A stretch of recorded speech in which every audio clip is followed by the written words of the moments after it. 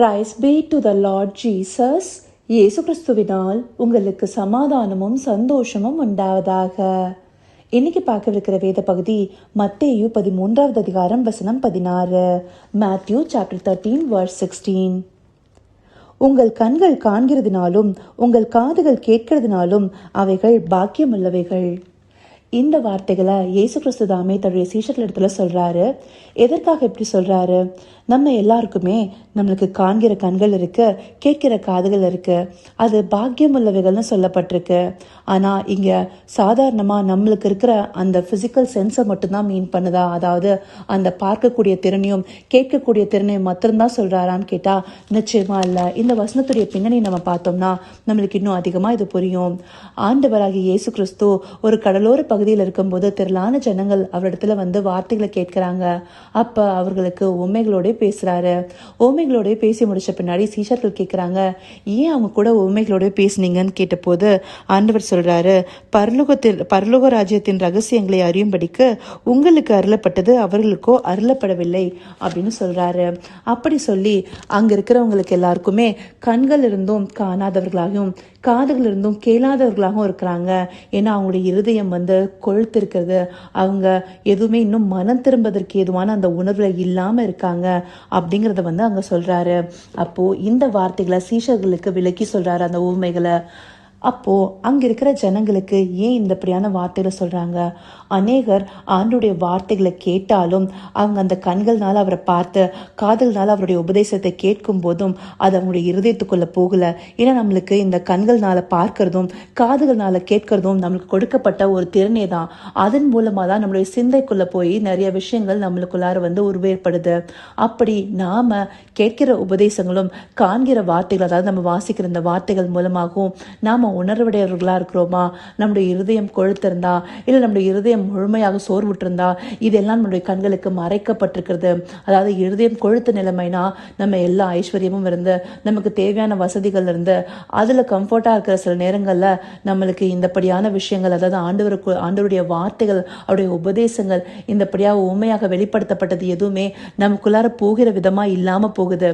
ஆனா ஆண்டவர் தேடி அவருடைய ஆவிக்குரிய வாழ்க்கையில நம்ம நிதானிச்சு அவதன் மேல வாஞ்சியா இருக்கும் போது இந்த வார்த்தைகளுக்கான வெளிச்சம் நம்மளுக்கு புலப்படும் இல்லையா?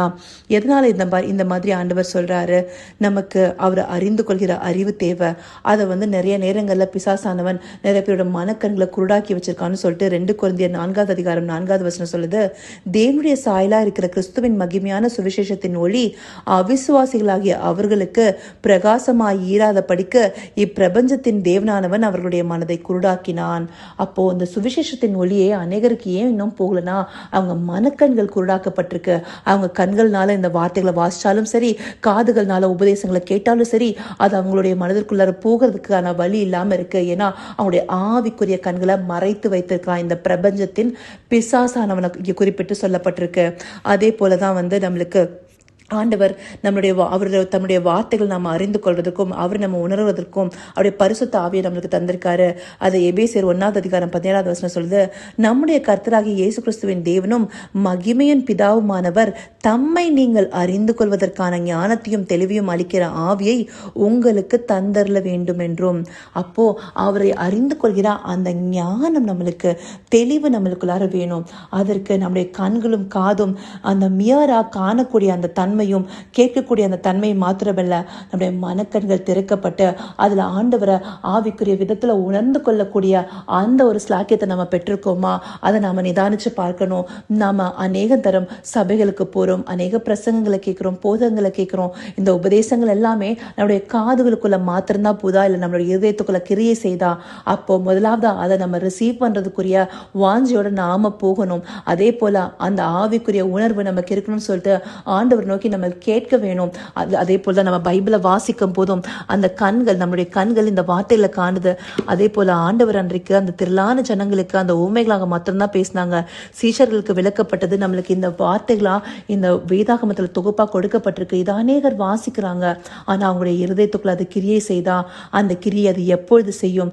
அந்த காண்கிற கண்களும் கேட்கிற காதுகளும் முழு உணர்வையும் அதை வந்து அதுக்குள்ளேயே செலுத்தி அதே போல அது வந்து அவங்களுடைய மனதிற்குள்ள சென்று அது கிரியை கிரியை செய்யணும். அந்த இருதயம் கொளுத்திருக்கவும் கூடாது. அதே போல இருதயத்துல கவலைகளால் நிரப்பப்பட்டு நம்ம என்ன கேட்கிறோம், என்ன பார்க்குறோம் அப்படிங்கிற அந்த உணர்வு இல்லாமல் போகக்கூடாது. அநேக நேரம் நம்ம ரோட்டில் நம்ம தெரிஞ்சவங்களை கிராஸ் பண்ணி போவோம். ஆனால் அவங்கள சரியாக கவனிச்சிருக்க மாட்டோம். ஏன்னா நம்மளோட இருதயத்துக்குள்ளார அநேக சிந்தைகள் அப்படிதான். நம்ம வார்த்தைகளை ரிசீவ் பண்ணிக்க வரும்போது நமக்குள்ள இருக்கிற சிந்தைகள் எல்லாம் கொஞ்சம் நேரம் விலக்கி வைக்கணும்.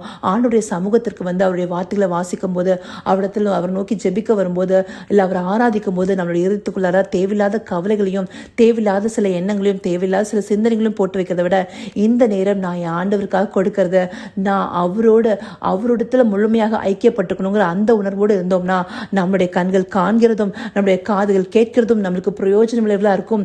நாமளும் அப்படிப்பட்ட பாக்கியம் உள்ளவர்களாய், இந்த பாக்கியம் உள்ளவர்கள்ங்கிறது ஆங்கிலத்தில் எப்படி கொடுக்கப்பட்டிருக்குது, பிளெஸ்ட். அப்படிப்பட்ட அந்த பிளெஸ்ஸிங்ஸ் நம்மளுடைய கண்களுக்கும் காதுகளுக்கும் நமக்கு வேணுங்கிறதுக்காக ஆண்டவர் இந்தப்படியான வார்த்தைகள் நம்மளுக்கு காண்பிக்கிறாரு.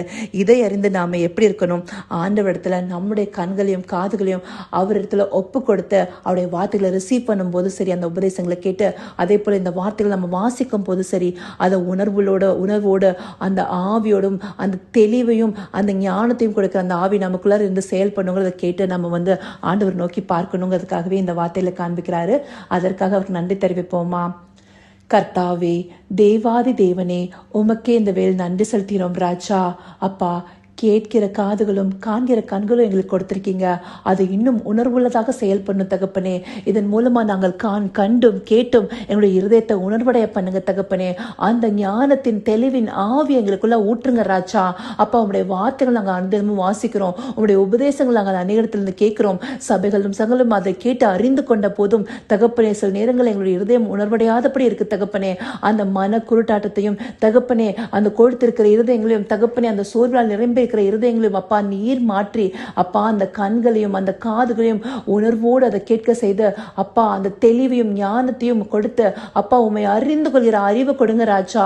அப்பா உங்களுடைய ஆவிக்குரிய போக்கில் நாங்கள் நடக்கிறதுக்கான பாதைகளை எங்களுக்கு தந்தரலுங்க ராஜா.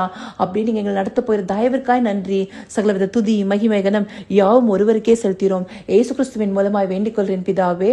ஆமென், ஆமென்.